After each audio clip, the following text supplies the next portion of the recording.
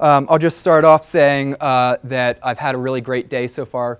A lot of good conversations with the likes of Reno and other people in the room here. So thanks for that. It's been a pleasure for me so far today, and hopefully I can give back a little bit now by what we'll be talking about for the rest of the time here. The title of my talk up here is basically centered on looking at controls, sediment transport controls, morphodynamic controls on how sediment moves around in different types of sediment transport systems, and importantly, understanding how these processes that control the movement of sediment get recorded within the stratigraphic record, that big record of thick deposits of sediment with layering that tells us some information about what's gone on in Earth's history. But basically what we want to be focusing in on here today, or what I'll be focusing in on, is trying to resolve different controls that set the fidelity of the stratigraphic record. There's a tremendous number of different types of processes that happen on the Earth's surface over different time and spatial scales, but not all of those processes get recorded in stratigraphy, and what we want to do is start to place some quantitative limits on what types of signals we think we really can extract from the stratigraphic record. Okay, so I've got my name on the title slide here, but as with most people who do research today, research only comes about through collaboration. For me, largely with students in my group here, postdocs, and importantly, I'll focus here. I'm going to be showing a lot of results today from laboratory experiments that we've done in our group, and those lab experiments only get done with the aid of some really great lab technicians. Also, some of the work that I'll be talking about today is done in collaboration with Liz Haycheck, who is a faculty member at Penn State University. And I've got some funding sources here, a lot of funding coming in, thankfully from NSF, Geo Prisms, which I'll explain a little bit more about in a second, in addition to some industry sponsors who have helped kick in some extra money to get the research done. So Geo Prisms, which is the thing that brings me here today. Geo Prisms, essentially what it is a NSF initiative that is a 10-year project that's going on, in which basically the initiative is focused on really trying to understand, whoops, somehow I went forward, trying to understand processes that operate at continental boundaries. Okay, so here I'm just thinking within a plate tectonics framework for how the Earth works. You've got different types of zones here where you have plates, tectonic plates that are subducting beneath other tectonic plates, and you've got a large number of processes associated with the geodynamics that operate at these locations, in addition to locations where you have new plates being born or plates being extended at zones where you have continental rifts, basically locations where rather than one plate going beneath another plate, you have new material being created. My whole link here with Geo Prisms, which I should state, Geo Prisms is an NSF outgrowth of another program that occurred before Geo Prisms, which was a 10-year program called Margins. But my whole component in this is basically trying to better understand the stratigraphic record that we have to basically piece out or tear out information about how past processes at subduction factories or at rift locations occurred. So you've got all of these surface processes or geodynamic processes occurring at subduction zones or rift locations, but a lot of the preserved record of those types of events end up getting stored in stratigraphy, and that's what I'm trying to tear apart and have, basically create a better understanding for, so that we can invert the stratigraphy for these geodynamical forcings. Okay? So this brings up stratigraphy, and I'll start off here by just putting up a quote here from a National Research Council paper that I use to frame or motivate a lot of the NSF proposals that I write, which basically here starts off saying, stratigraphy. Alluvial basins contain the most complete record of information necessary to quantitatively reconstruct paleolandscape dynamics across many timescales. Yay, stratigraphy that's preserved in alluvial basins is this really great thing, and it can inform us about a whole range of different problems that we might be interested in solving. Right, so this is maybe more than the glass is half full perspective on stratigraphy. It's you know, sort of again shouting how great this record is. But what we want to do today is basically tear apart controls on the stratigraphy to really figure out, okay, when is this record a great thing that we can use to solve certain problems, and when maybe should we not be using the stratigraphic record to solve certain problems. So stratigraphy in general here, just for those people in the room who might not be geologists as their primary training, I can just start off here defining what I view stratigraphy as, which is basically sort of a generic equation here, right? That stratigraphy, this pile of rocks that you might get here that has different layering in it that tells you about past Earth surface processes. Really, this package of rocks here is constructed by some combination of importance of these three types of variables here. The topography of the Earth's surface as it's moving around in time and space associated with different types of surface processes. The kinematics at which that topography is moving around. So if you have, say, a channel, and that channel is moving around with certain rules, that's going to dictate what the layering of stratigraphy looks like that's left behind at the end of the day. But then also here, importantly, is that you need to have some term in your equation that in a long-term sense is promoting deposition within a basin. It's promoting the accumulation of thick packages of sediment here. If just these two things are going on here, you're not going to accumulate any thick package at the end of the day. So if we look at some package of rocks here as I move across this outcrop face here, you'll see different types of sandstone ledges that are preserved within the rocks here. And a lot of these sandstone ledges here are basically old locations of river channels where you're depositing sandstones within, or sand within those rivers that leave in the record these nice ledges. But to what degree are these channels that are in the stratigraphy here, what controls their organization? And so for me, a lot of the work that I do is trying to work with this equation that's up here, but also trying to appreciate that this equation has certain components on it that are dictated by big, large-scale environmental forcings like changes in sea level in a basin where you might be building a river delta, or maybe changes in a tectonic environment.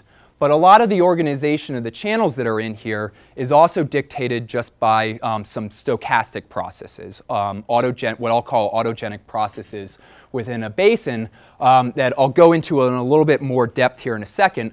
But these more random processes here control a large amount of the structure of the deposition and erosional history that happens on a delta.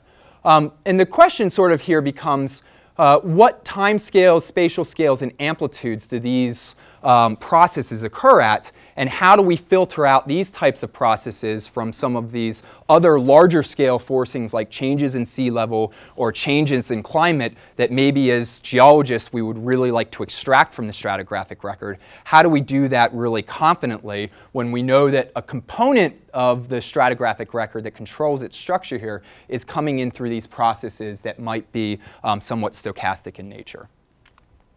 So just a little bit of a view on stochastic process or autogenic processes in comparison to what I would more call allogenic processes.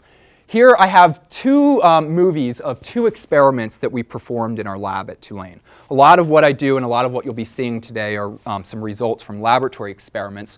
But we've got two laboratory experiments here where in both of these movies we're feeding in water and sediment at one location in a basin. And we're feeding water and sediment in here, and at the downstream end of the basin here there is an ocean. And for this case over here, the ocean level is slowly through time coming up at a constant rate. Okay, so you have a constant forcing of water and sediment coming in and a constant rate of sea level rise rate. But there's a lot of dynamics that are going on the delta top. The channels are not staying fixed at one location for long, right? So these dynamics here basically that are going on with constant boundary conditions are what I'm talking about as autogenic processes. Over here we have the exact same boundary conditions as the first movie, But over here, sea level is going up and down with a relatively strong or large amount of amplitude of the sea level cycle over relatively long time periods. And that creates movement or morphodynamics of these channels that are slightly different from what you see in the autogenic case over here. So one question, right, is when do these allogenic forcings become large enough that really they do dominate what's going on in the movement of water and sediment through a river delta in comparison to just what the autogenics are doing? And that's one of the things that we'll be looking at today. Okay, so before we get going, what I hope to do in a portion of this talk is highlight how, even though stratigraphy is a relatively complex problem, how having just an understanding of a couple relatively simple variables can get you a pretty far way in understanding what the controls are on how good the stratigraphic record is. So the couple of variables that I'm going to talk about right up front here, and we'll be highlighting at different points in the talk. The first one is a dominant control on at least channelized stratigraphy. So think about stratigraphy generated on river deltas, like the big river delta that I live and work on, the Mississippi River Delta. One of the biggest controls on the autogenic processes on this delta is just how big the channels are on the delta. In particular here, how deep are the river channels, right? And that's a relatively simple thing that we can hope to measure in different systems. So this is going to be a spatial scale that's going to come up a bunch in my talk today. Another scale that's going to come up a bunch in my talk today is a temporal scale. And this temporal scale, simply all it's going to be is the amount of time that it takes, here to deposit one channel depth worth of stratigraphy on average everywhere across your delta top. Okay, so basically you can think you've got a channel depth here, which is just our spatial scale up there, and we've got our bar here is just some long-term accumulation rate of sediment. And that creates a temporal scale for you. And this temporal scale I'll also try to highlight as being a really fundamental scale that controls a lot of the autogenic structure in stratigraphy. Okay, so before we get going, I'm just going to make a couple of points about the tools that some of the tools that I dominantly use to solve the questions that I'm interested in. I do a lot of my research work is done using laboratory experiments. I'm an experimentalist by trade, maybe one could say. And so I've got a lab at Tulane University where we have a number of basins in the lab, and we basically try to do reduced scale laboratory experiments. And so I do a lot of this because of sort of my list of problems that I have with the real world. And I'm sort of joking here, but I'm sort of not. And basically, a lot of the reasons that I choose to go and use experiments to study a large number of problems is, for me, starting off with, I view the real world, for me at least, as being just a little bit too big. And by that, what I mean is, if I'm interested in studying the Mississippi River Delta and how it's going to evolve, it's really hard to comprehensively monitor the entire delta system. In addition to that, it just evolves too slowly for me. If I'm lucky or not lucky in my lifetime, I might see one big avulsion of the Mississippi River down in New Orleans or around in the lower river delta. For me, you know, it would be exciting, right? But it would be very bad for where I live. But the point here, right, is that I'm not going to see a large number of the types of events repeated over and over again when you're dealing with field scale systems. And the final one on here that I note is, for me, the real world in some ways is just too complex. You've got multiple variables changing it at the same time, and it makes it difficult to pull out cause and consequence, right? And so I'm an experimentalist. I like walking slowly through a matrix of different parameters. And so that's what laboratory experiments do. They help to inform 3D or benchmark 3D numerical models or 2D models. And they do a lot of that because they evolve fast because they're small. They're small enough that we can really monitor the entire systems. And we can independently control what's going on with all of the variables, meaning that I can easily and sequentially move through different parameter spaces. So all of that being said, what we're going to launch into now essentially is going to be 3 vignettes of types of questions or problems that we've worked on in my group that deal with different components of the fidelity of the stratigraphic record. And the first one that we're going to be dealing with here, or looking at, is something that's called stratigraphic completeness. And again, so, maybe for the non-geologist or even for the geologist in the room, what I mean by completeness here is, let's say you've got a river delta that's evolving through time, and the base of that river delta is subsiding. It's creating space to store sediment in. Well, completeness here, if a record is complete for me, that means for the time span that you're interested in studying, there's at least 1 grain of sand that's deposited in the stratigraphy that records that time period that you're interested in, right? There's a physical record within your package of sediment that there's a physical record of sediment that was deposited that tells you some information about a particular time in the past that you're interested in studying. That's what stratigraphy is. So an incomplete record is, right, when you have certain time periods in the past where there's just no sediment that was deposited at that time, and so there's no record to inform you about what was going on at that time period in the past. So we have an experiment here. Again, what we're doing with this experiment, and by the way, this experiment, just for people who are interested in scale, it's about 3 meters from here to here, just to give you a sense of how big the experiments are. But we're feeding water and sediment in at a constant rate here, and raising sea level here at a constant rate. And there are different threads of water that are moving around, and these threads of water are moving sediment around, causing deposition at some locations and erosion at other locations. And right, there are some locations at some time periods here where there's no river at all, and so you're not depositing any sediment at that location because the river's not there, so there's no information being stored at that location. So what we could do here is we could take some time series here, so this is time up against elevation of, let's just say, 1 spot right in the middle of the delta here. And what we could do is just look at, okay, through time, how is that surface evolving? And what you can see here, if you zoom in on maybe a little block of this time series here, is that there are some time periods here where no sediment's being deposited at all, so the elevation is just constant through time. So there's no sediment being deposited here, so there's no information in your record. There's also time periods where erosion happens. And when an erosional event happens, that's removing information from your stratigraphic record. So there's no information preserved in the stratigraphy to answer the question that you're interested with at that time period. So this up here is basically just a cross-section going from here over to here versus runtime, and the color of this thing that in a way just looks like a color bar, right, is the evolution of topography along this cross-section.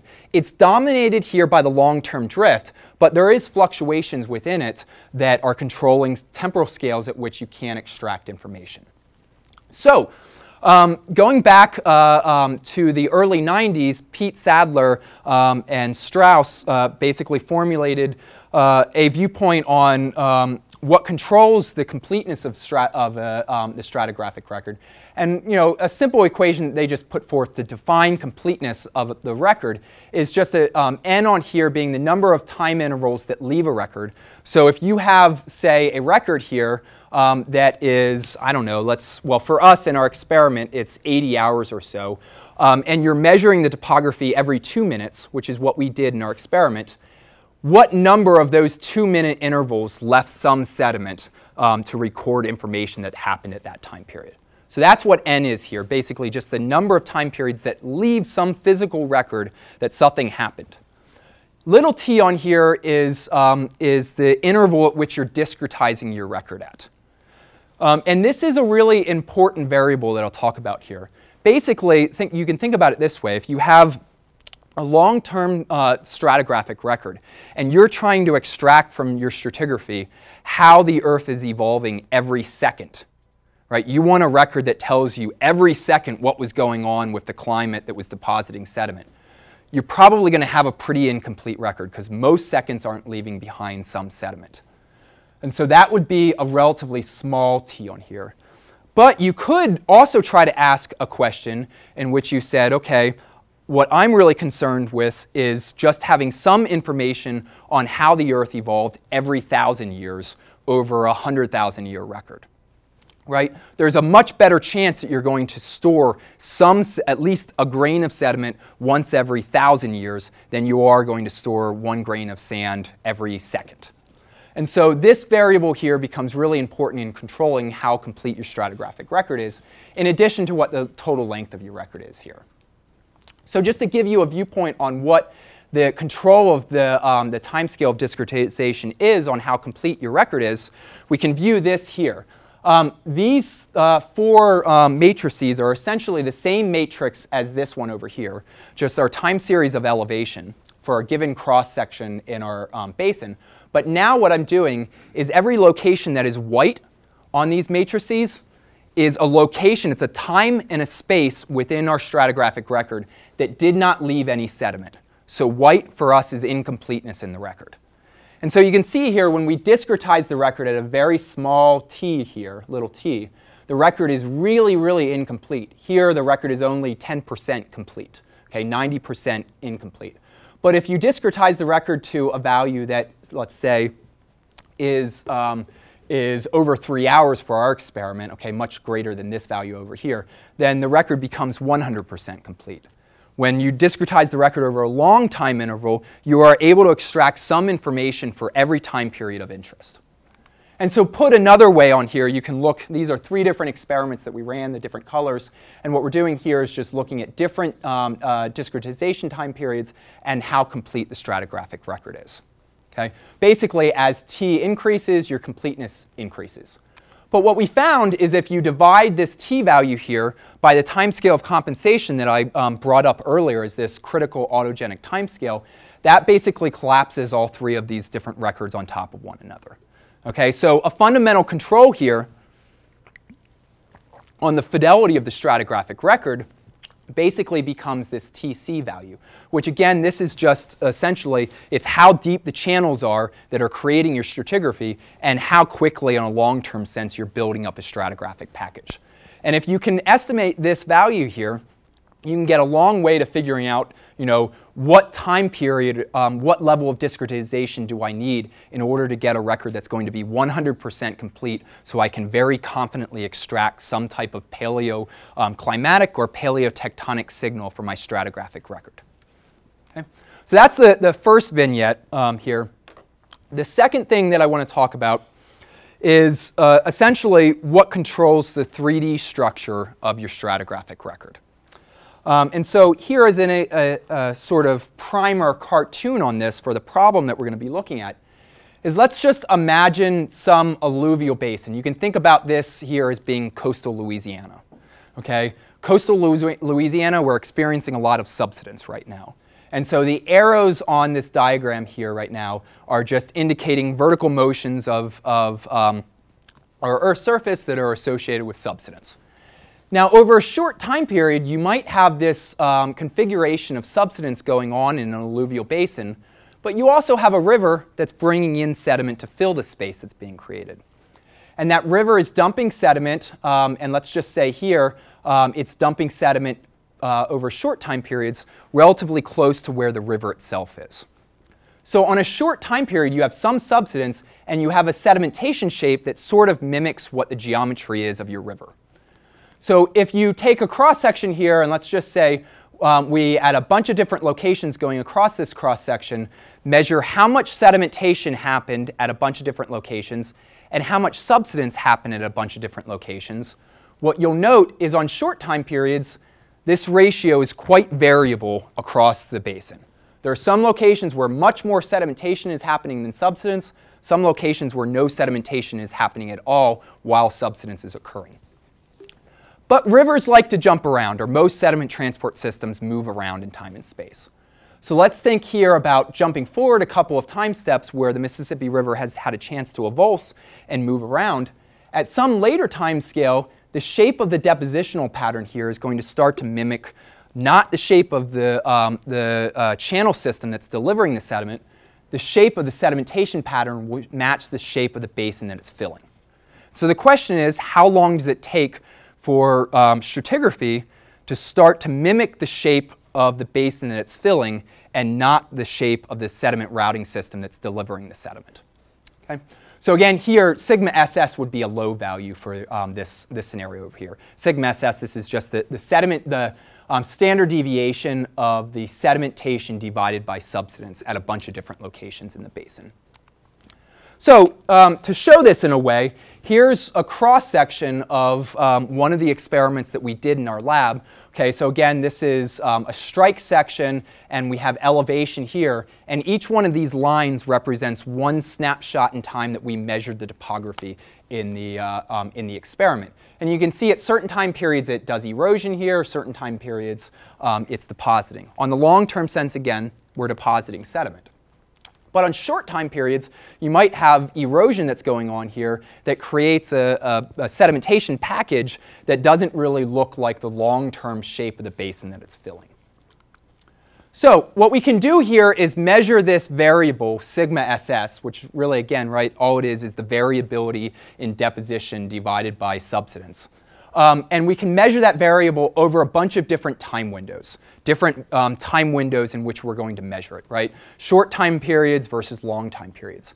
And what we find in general is that this variable decays as a power law, but it decays as a power law with an inflection in it. And just to quickly summarize some of the information you can pull out from this, is basically we know that when the exponent that defines this power law has a value of 1, what that means essentially just is that the shape of your stratigraphic pattern is exactly mimicking the shape of the basin that it's filling.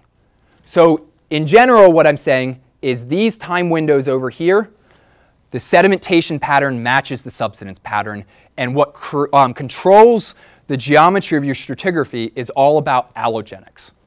Over here, this portion of the plot, autogenics are partially controlling how your stratigraphy looks. So what we can find out as well is that we can pretty confidently predict this handoff here, just again going back to this time scale of compensation value here. Right? The critical handoff here between the autogenics to the allogenics comes in at this TC value. And that, again, matches up with our predictions for this rollover here. So we can do this for some laboratory experiments that I showed earlier. We can get an idea of how deep the channels are. We can control how quickly the system is aggrading. And that gives us a prediction of TC, which matches this here.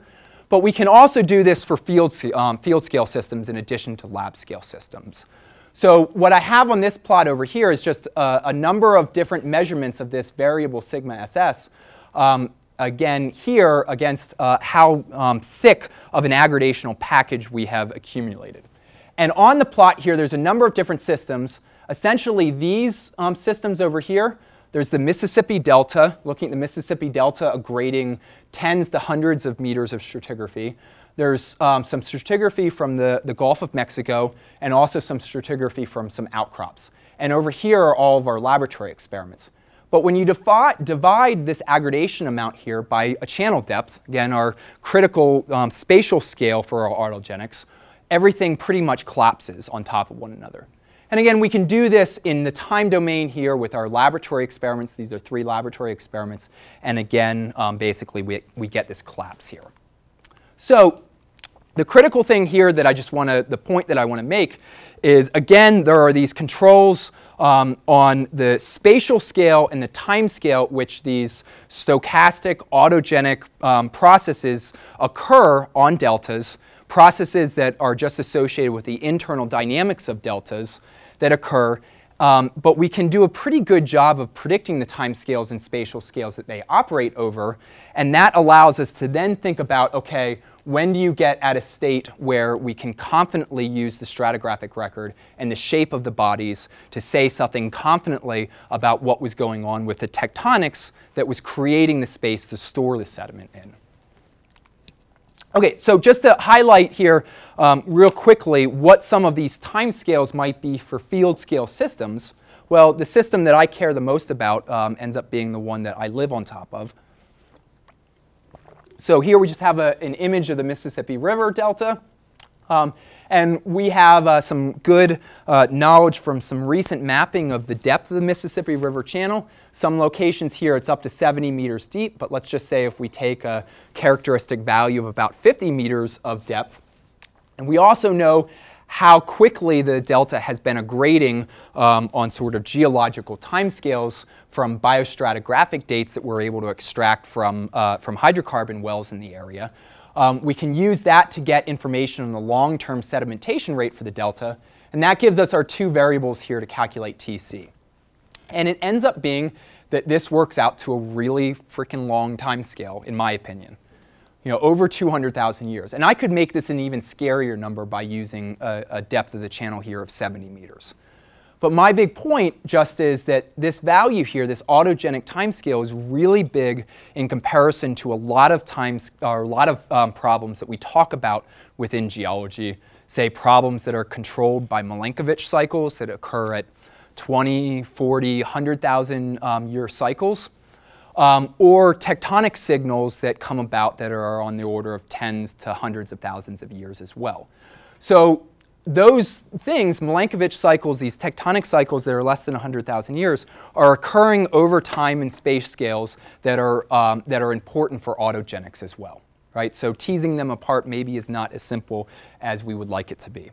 Not saying it's impossible, maybe just not as simple as we would like it to be. Okay. So the last vignette that I'll talk about here, which is maybe the one that I'll spend the most amount of time talking about, is how autogenics are able to tear apart the record of environmental signals as they move through sediment transport systems and prior to them being stored in stratigraphy. So a lot of my motivation for this work goes back to a really great paper that Doug Jeromack and Chris Paola put out in 2010. And I'll start off explaining this work by just going over a really simple and really great experiment that the two of them performed at the University of Minnesota. And their experiment here was a really, really complicated basin. It's about less than a meter long, less than a meter high. And what they did here was, all they did in this really nifty experiment was they fed long grain, and it's important that it's long grain, brown rice into a small little flume here that they were working in. What they did was they initially fed long grain brown rice into their flume at a steady rate. And what they did is they measured the rate at which the long grain brown rice was coming out at the end of the flume. Now, what they found are, what they recreated that had been done also in a previous work, is that if you feed in long grain brown rice here at a constant rate, you don't get a constant rate coming out at the end of the system. Basically, the rice clumps up within the flume, interlocks with one another in different ways that create essentially different spatial scales of landslides that come out here. Basically, some periods the grains will interlock in a way that will build up a cliff face, but that cliff face can only get so large before it fails, and then you produce a large amount of sediment coming out at the end of the system. It's a really simple demonstration of a system that has autogenics going on in it. You feed in constant boundary conditions, there's internal dynamics, and you get a non-steady rate of sediment coming out at the end of the system. So here, just this graph, right? All I'm showing in the graph is you've got a time series on the x-axis, and the vertical axis is just a sediment transport rate or sediment feed rate. There's a solid line here, which is their in-feed rate, and then the jagged line is what they're measuring coming out at the end of the system. Now, if you look at this in the frequency domain, basically what you can see here is, well, actually this is put in period, but you've got a power spectra here of different periods of information that are stored within this record. And basically what you see is sort of a red noise signal here of increasing strength of the signal until it plateaus out at some level here. And the big thing that I just want to highlight here is that there's a time scale here where this trade-off happens, where you go from an increasing power spectra to a roll-off. And this time scale essentially is the time scale of the largest autogenics going on in their little flume. Right? At this time scale, basically, you can't get larger landslides than you would get in this time scale, because this is associated with building up a really, really steep deposit throughout the entire flume that would fail catastrophically. But it's basically the time here is set by sort of the dimensions of the flume. Okay? So my point is that there's an upper limit on the time scales of the autogenics.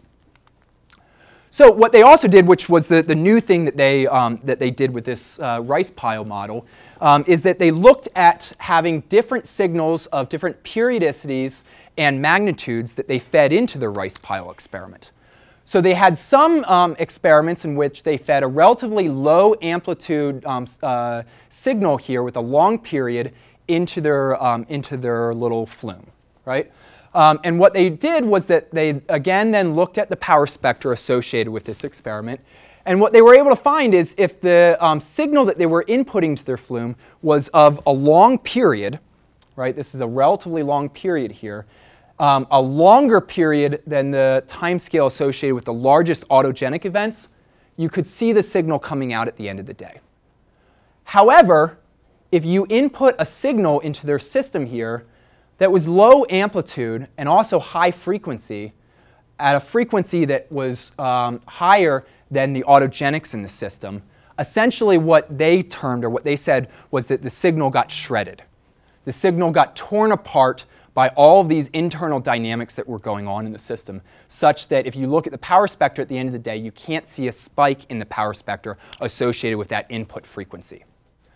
Okay, so this is pointing at basically an influence of autogenics to tear apart an environmental signal that you might be inputting into the system.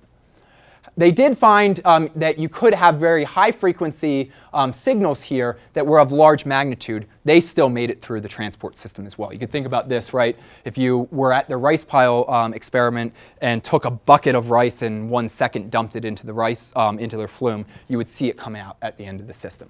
So in a way similar to what I've talked about to date, there's a spatial magnitude that's important to whether the signal gets shredded or not. And there's also a temporal scale that's important for when things get shredded or not. OK, so I've said all of that, what Jeromek and Paol have done. Now we've got to talk about what our group is adding on to the puzzle here. And basically what I'll start off here and say is, the way that we view the Jeromek and Paola theory is that it's sort of associated, we call it a transport shredder that goes on. You can think about in their experiments, they fed in signals here of sediment flux signals into their flume, and they measured then, or they looked at some type of shredder that happened along the transport path, and at the end of the system, there was this noisy signal that came out, even though you put in some type of relatively clean signal here at the beginning. So this is what I would call a transport shredder. But you could also imagine a scenario here, right, where your input signal that you put into a system maybe is able to overcome the autogenics and makes it out at the end of the transport system. Right? A signal that maybe is created in your source terrain makes it down to your delta. That doesn't, though, necessarily mean that the signal is going to be put into the stratigraphy. Because here what we're looking at is sediment that is still in flux. It's not yet stored in the stratigraphy. So how does sort of depositional processes in an environment with net deposition going on, or morphodynamics in a depositional environment, how can they also tear apart signals? And so in a degree, we can see this in our earlier experiments because this shredding was associated with creating time periods where we were not recording any information at those time and spatial scales, and the record was somewhat incomplete.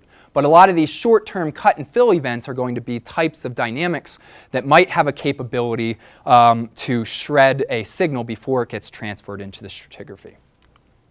So what we're going to do here, hopefully relatively quickly, is take a look at how sea level variations get recorded in stratigraphy and what time and magnitude scales do you need for sea level cycles to actually still get recorded in stratigraphy. Okay, so here's maybe our best knowledge of at least the last 9 million years of what sea level has been doing.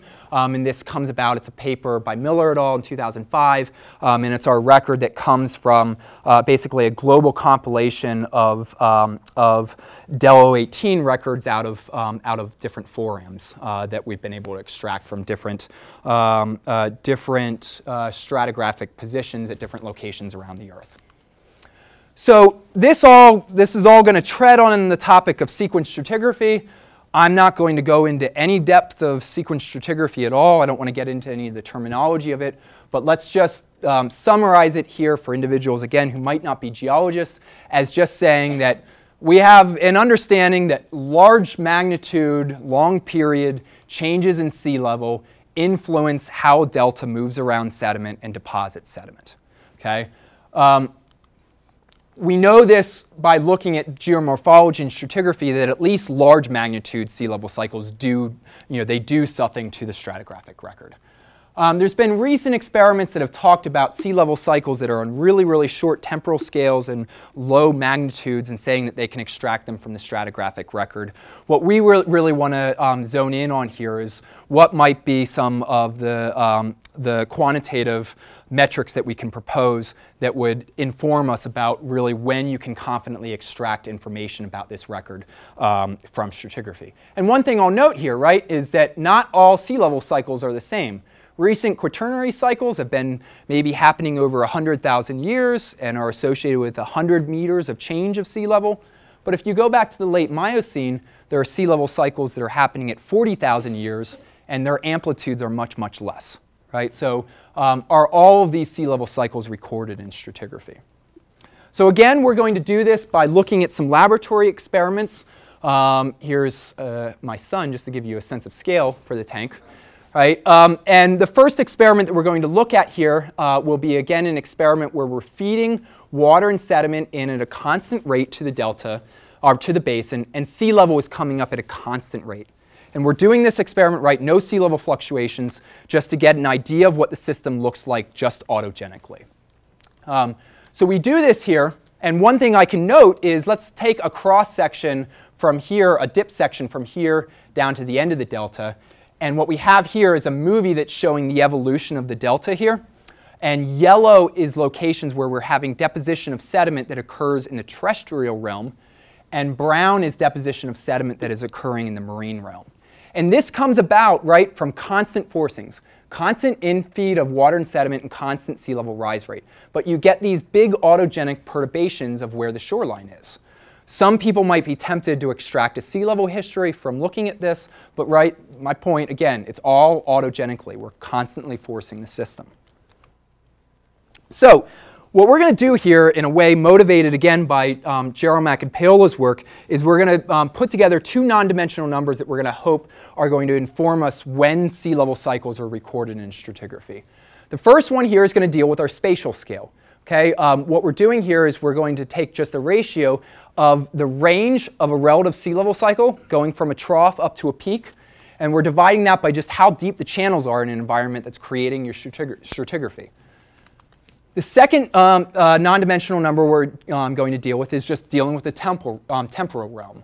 Okay, so we have the time scale here of a period of a relative sea level cycle, and we're dividing that here by our time scale of compensation.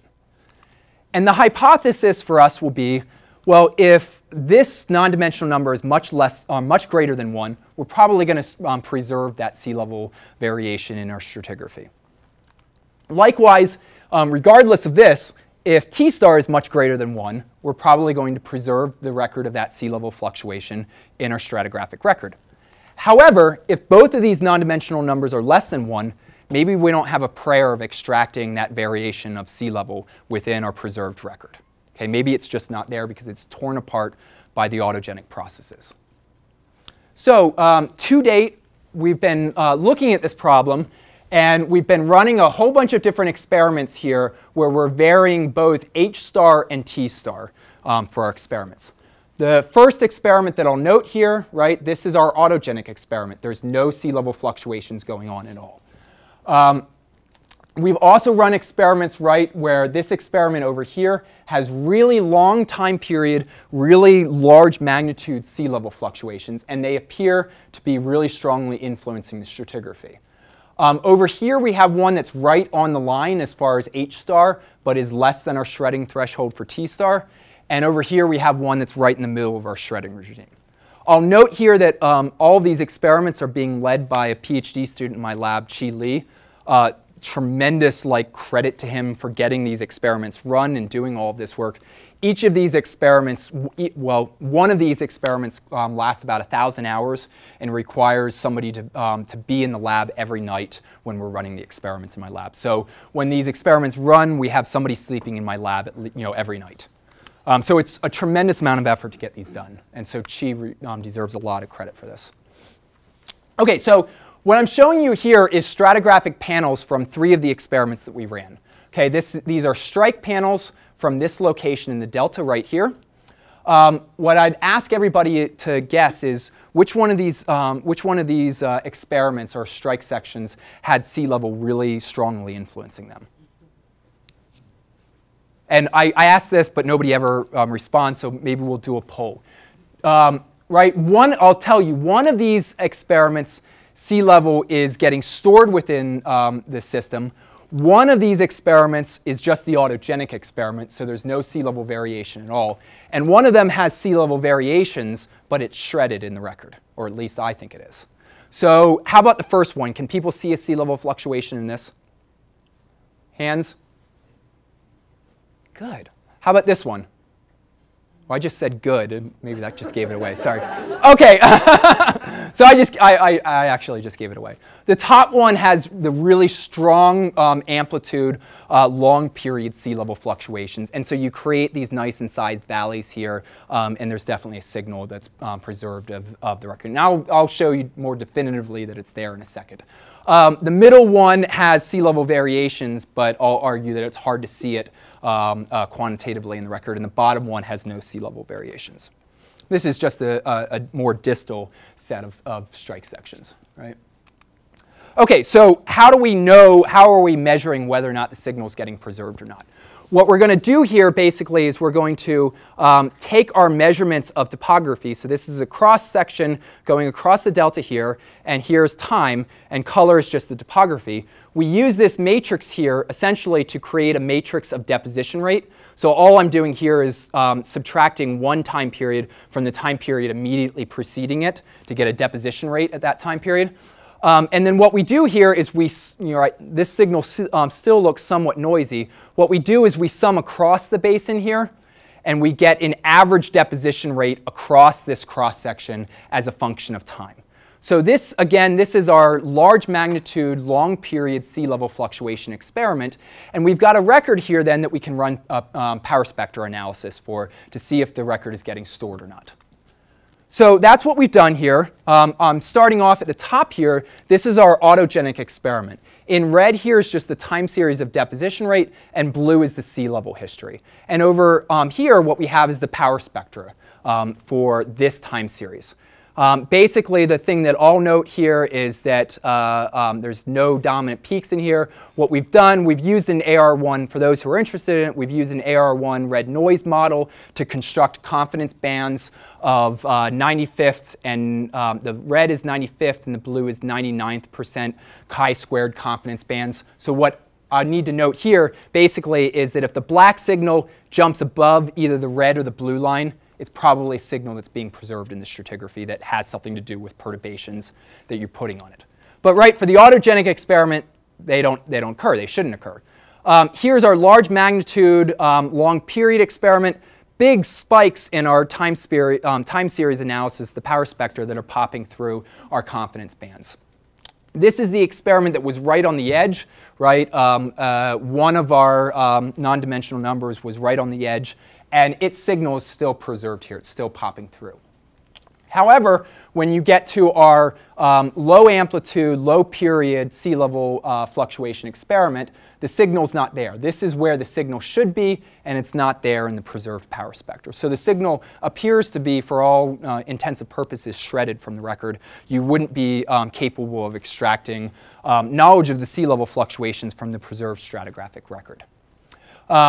So you might ask, again, and this is sort of where I'll close, is does this matter at all for field scale systems? You know, what time scales or spatial scales of sea level fluctuations do you need? I'll note for the Quaternary Mississippi River Delta, these two non-dimensional numbers, or at least the spatial scale one, is much greater than 1. Right? The Quaternary sea level fluctuations of 100 meters are just frickin' big. And so they're going to get preserved in the record. However, when you go to, say, the late Miocene here and you do this, for all, it appears that you would at least predict that these sea level fluctuations should not be, you shouldn't be able to pull them out of the stratigraphic record. They should just not be there. They should be torn apart. We could do this for a number of other systems that we've compiled data for from around the world. The things that I just want to note here, so this is the channel depths for these systems and the timescales of compensation for a bunch of different systems. The thing that I'll note is that essentially the quaternary sea level cycles, regardless of where you go in the world, they're bigger than any river depths are at any location around the world. So quaternary sea level cycles are going to get stored in most locations. If you look at late Miocene sea level cycles, if you go to certain deltas like the Rio Grande or the Rhine River deltas, these are locations with relatively shallow river channels in which as well the basin is subsiding relatively quickly. And so you can store data here relatively efficiently. Some large systems like the Mississippi and Ganges are basically, they're just really poor systems at recording environmental change, just because they're so large that their autogenics are so large. I'll note here that we're entering in right now to trying to deal not just with sea level variation questions, but also sediment supply questions in stratigraphy, right? Not the Jeromack et al. Sediment flux information along the pipe, but when you can see the sediment flux information in the preserved record. So, where we are moving forward, I think within stratigraphy, at least my perspective is, we're sort of at this point right now where we're really trying to develop a more holistic understanding of how signals are created, how they move down through sediment transport systems. Maybe the transport system is able to shred it, maybe not, and also how those records are getting preserved within stratigraphy. So returning to my slide that I had near the beginning of the talk, how good of a record is the stratigraphic record? Well, you could be pessimistic and half glass is half empty type of person, and you could say, stratigraphy has a lot of holes in it, right? There's a lot of missing information in it, and that missing information comes about due to all of these autogenic processes that create incompleteness in the stratigraphic record, or autogenics that help shred information from the stratigraphic record. Or you could be maybe a little bit more positive and say, hey, we're starting to get a good understanding, or at least improving our understanding on what controls the fidelity of the record, such that if, as stratigraphers, we say, listen, you can go to this record and confidently extract information, we're not just arm waving, we're saying, yes, you can do this at this location because we have some understanding of what's controlling how information is preserved. So with that, I'll end.